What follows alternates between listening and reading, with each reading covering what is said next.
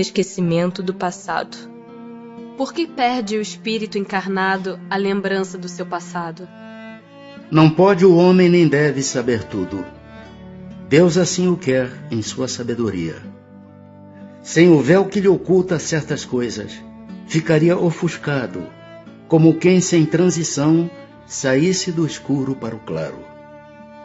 Esquecido do seu passado, ele é mais senhor de si. Como pode o homem ser responsável por atos e resgatar faltas de que não se lembra? Como pode aproveitar da experiência de vidas de que se esqueceu? Concebe-se que as tribulações da existência lhe servissem de lição se recordasse do que as tenha podido ocasionar. Desde que, porém, disso não se recorda, cada existência é para ele como se fosse a primeira, e eis que então está sempre a recomeçar. Como conciliar isto com a justiça de Deus? Em cada nova existência o homem dispõe de mais inteligência e melhor pode distinguir o bem do mal. Onde o seu mérito, se lembrasse de todo o passado? Quando o espírito volta à vida anterior, à vida espírita, diante dos olhos se lhe estende toda a sua vida pretérita. Vê as faltas que cometeu e que deram causa ao seu sofrer, assim como de que modo as teria evitado. Reconhece justa a situação em que se acha e busca então uma existência capaz de reparar a que vem de transcorrer. Escolhe provas análogas às de que não soube aproveitar, ou as lutas que considere apropriadas ao seu adiantamento, e pede a espíritos que lhe são superiores que o ajudem na nova empresa que sobre si toma, ciente de que o espírito que lhe for dado por guia nessa outra existência se esforçará pelo levar a reparar suas faltas, dando-lhe uma espécie de intuição das faltas em que incorreu.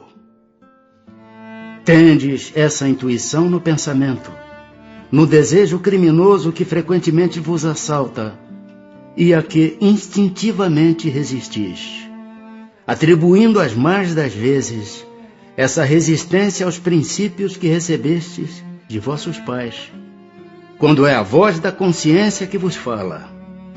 Essa voz que é a lembrança do passado vos adverte para não recairdes nas faltas de que já vos fizestes culpados.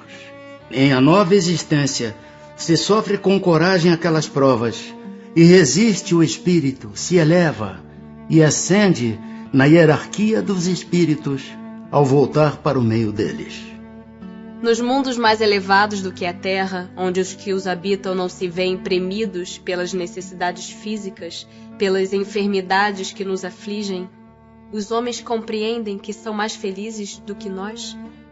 Relativa é, em geral, a felicidade.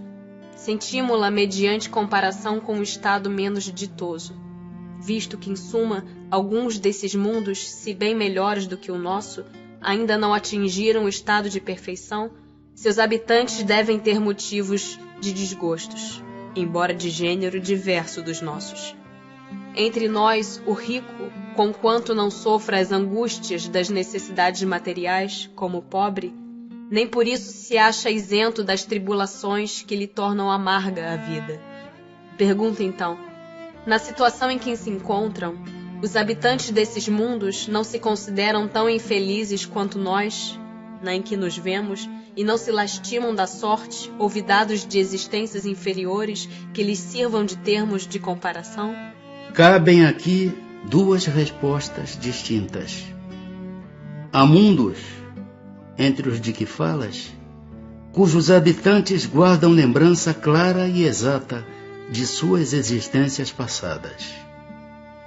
Esses, compreendes, podem e sabem apreciar a felicidade de que Deus lhes permite fruir. Outros há, porém, cujos habitantes, achando-se, como dizes, em melhores condições do que vós na terra, não deixam de experimentar grandes desgostos, até desgraças. Esses não apreciam a felicidade de que gozam, pela mesma razão de não se recordarem de um estado mais infeliz. Entretanto, se não a apreciam como homens, apreciam-na como espíritos. Podemos ter algumas revelações a respeito de nossas vidas anteriores? Nem sempre. Contudo, muitos sabem o que foram e o que faziam. Se lhes permitisse dizê-lo abertamente, extraordinárias revelações fariam sobre o passado. Algumas pessoas julgam ter vaga recordação de um passado desconhecido, que se lhes apresenta como a imagem fugitiva de um sonho que em vão se tenta reter. Não há nisso simples ilusão? Algumas vezes é uma impressão real, mas também frequentemente não passa de mera ilusão, contra a qual precisa o homem pôr-se em guarda, porquanto pode ser efeito de superexcitada imaginação. Nas existências corpóreas de natureza mais elevada do que a nossa, é mais clara a lembrança das anteriores? Sim, à medida que o corpo se torna menos material, com mais exatidão o homem se lembra do seu passado. Esta lembrança, os que habitam os mundos de ordem superior, a têm mais nítida. Sendo os pendores instintivos uma reminiscência do seu passado, dar-se-á que, pelo estudo desses pendores, seja possível ao homem conhecer as faltas que cometeu? Até certo ponto, assim é. Preciso se torna, porém, levar em conta a melhora que se possa ter operado no espírito e as resoluções que ele haja tomado na erraticidade. Pode suceder que a existência atual seja muito melhor que a precedente. Poderá também ser pior? Isto é, poderá o espírito cometer numa existência faltas que não praticou em a precedente? Depende do seu adiantamento. Se não souber triunfar das provas, possivelmente será arrastado a novas faltas, consequentes então da posição que escolheu. Mas em geral, estas faltas denotam mais um estacionamento que um retrocesso, porquanto o espírito é suscetível de adiantar-se ou de parar, nunca, porém, de retroceder. Sendo as vicissitudes da vida corporal expiação das faltas do passado e, ao mesmo tempo, provas com vistas ao futuro, seguir-se-á que da natureza de tais vicissitudes se possa deduzir de que gênero foi a existência anterior? Muito frequentemente é isso possível, pois que cada um é punido naquilo por onde pecou. Entretanto, não há que tirar daí uma regra absoluta. As tendências instintivas constituem indício mais seguro, visto que as provas por que passa o espírito o são, tanto pelo que respeita ao passado, quanto pelo que toca ao futuro.